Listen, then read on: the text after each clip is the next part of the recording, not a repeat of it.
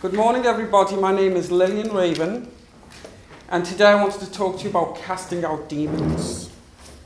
Have you ever had the experience of looking into the eyes of a loved one and seeing two sets of eyes looking back at you? I have. One set of eyes I recognised, but the other set I knew was there to seek, kill, and destroy. At that particular time of my faith, when I saw those eyes, I would just shrink back because to me it was just horrible. It was just a horrible sight. And I had no boldness in me or in the Lord, so I would just shrink. Does anybody know how to cast out demons? Yes. It boils down to authority. And God's children and believers are supposed to have this authority. And it's usually done through a spoken command in faith, directed at the unclean spirit. The more faith you have, the more authority you have. At one point, my demonic life, I was introduced to demons in my life when I went to a friend's church. He'd been given a job as a youth pastor, and I went to support his church. The service was lovely, praise and worship was fabulous, and then suddenly the whole thing dramatically changed course and became about casting out demons. So I was sitting in my seat petrified and trying to think of how I could slip out. But I was just transfixed to see all these youths walking up to the altar, going up there to be cleansed. And it was like an amazing sight to see that they understood and knew that there was something in them that they needed to get out. Well, I'm in this service minding my own business, and all of a sudden I feel like a soup. I don't know, that's the only way I could describe it. It was basically something had entered my being. Something had entered my body. And I didn't know what it was, and I didn't know what to do. So I went home, and as I got to my house, the family member with the two sets of eyes, let's just call him Dave for argument's sake, he was at the house and he was looking straight through me and he said, What has happened to you? You look like you have a demon. You look like you have a spirit that's entered your being. And I was like, that's exactly what it feels like. Now, during that week, I wasn't specifically aware of any peculiarities in my nature. I didn't start sipping gin or chain smoking cigarettes or anything like that. But I definitely wasn't feeling myself. But you can bet your bottom dollar that I went back the next week. I joined the line and I told them what had happened to me. So they removed the spirit and it was gone. But this time they directed the spirits out of the church instead of letting them float all around and go into people and all that kind of stuff.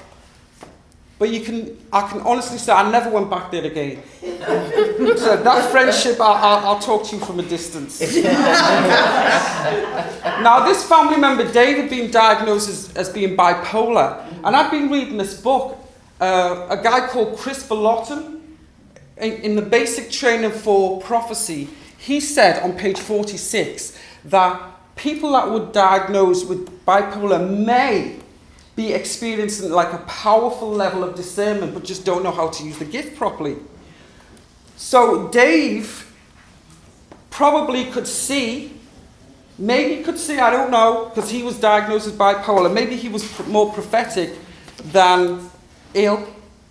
And a lot of spirits are disguised as sicknesses. Matthew 9:32 talks about a man that was demon possessed. Once the demon was removed out of him, he could speak, but before, he could not speak. Seizures, mental illness, deafness, dumbness, lunacy, paralysis, self-mutilation, these are all illnesses listed throughout the Bible.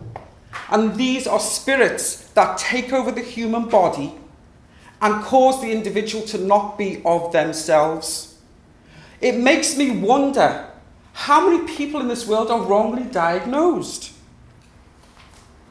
Maybe more should be done in the area of driving out demons, there should be more research done. Maybe there wouldn't be so much hospitalization, and definitely the church would have more authority. The good news is, though, that Jesus is the supreme authority. Yes. And he has power. He has dominion and authority over all unclean spirits. And he taught his disciples how to drive out demons and how to heal the sick. But he let them know that it was faith that was one of the important parts of it.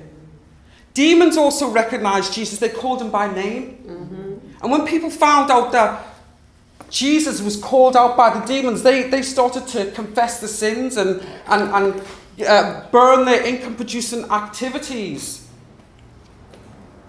Jesus gave his disciples power, authority, and dominion. He called the 12 to him. He sent them out with instructions, and they went out and preached the word. People repented. They anointed the sick and healed people.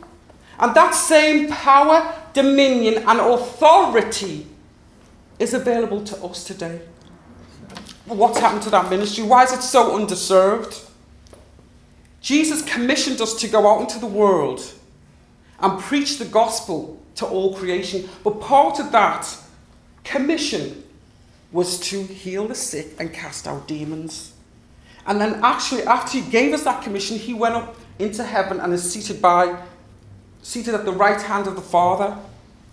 So this is one of Jesus' last teachings. Now I want to end on a good note. We've got nothing to fear. Because we have been taught by the Father. It's all in the Word. We need to not be afraid of this subject.